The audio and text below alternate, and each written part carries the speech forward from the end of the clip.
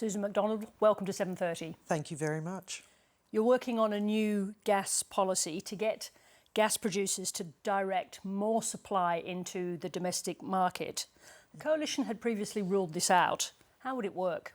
Oh, well, it's important that we have more gas in the market domestically, as well as assuring our customers, our overseas contracts, that they will be honoured. So you're not talking about opening existing contracts? That is not our intention. Our intention is to bring more gas to market because that will satisfy the rundown of existing wells, as well as bring on gas, not just for electricity, but also for manufacturing.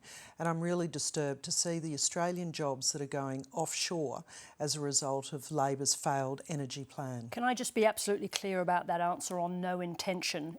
With regards to existing contracts, do you mean you will not break open existing contracts, or it's still a possibility you may do that? Our intention is to bring more gas onto market. So that is more gas being produced both onshore and offshore, so that there is no reason that there should be any interruption of overseas contracts. They are important supplies to our allies for energy, but we do need to have more gas come on to address declining well production. Can you reassure those clients overseas that there would be no sovereign risk involved in your new policy? So this is a huge problem that Australia now has a sovereign risk. They are seeing uncertainty generated by the Labor government through approval processes, through the lack of not one more dollar would be spent on new gas, according to the Prime Minister. These are real concerns for overseas investors and off-takers, and that we want to reassure them that we are open for business. Give us some idea of the ambition of this policy. You're talking about them reserving a proportion of new gas only, is that right? That there will be no retrospective action. Okay, so a proportion of new gas for domestic use.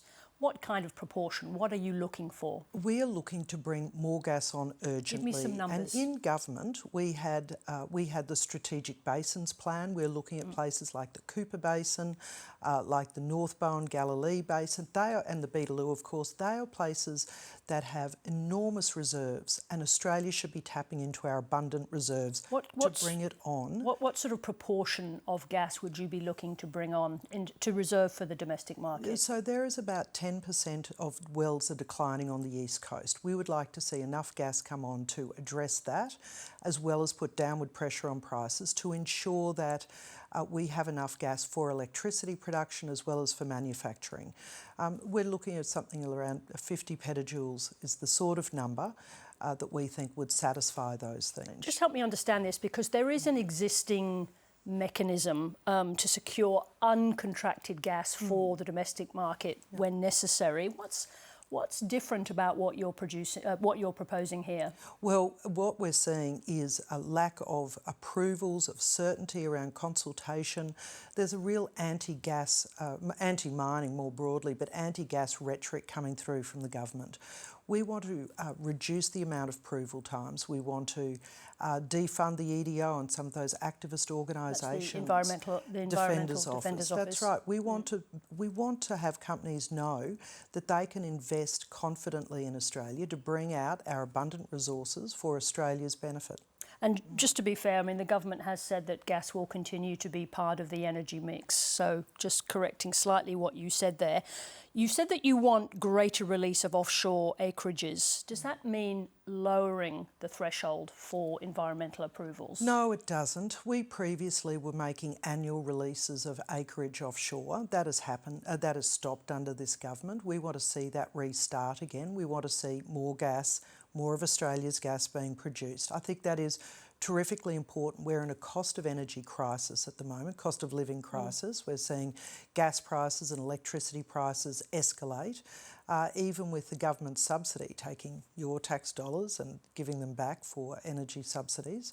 That can't go on. We have to address the cost of living crisis, which is flowing through even into food production. So if you're not going to lower the threshold for environmental approvals, How is this different to the existing mechanism? What are you going to do differently? Well, the current government, is not releasing new offshore acreage. So that is very different. We will return to releasing acreage.